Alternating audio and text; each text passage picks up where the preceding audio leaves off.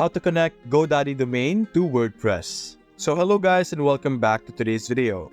In today's video, let's connect our GoDaddy domain together with our WordPress websites. So over here, first things first, go to your GoDaddy products and look for the domain that you have. For me, I have this domain over here. Let me copy this domain and put it over here in my WordPress. In WordPress, go under Upgrades and click on Domains. Over here, simply click on Add New Domain.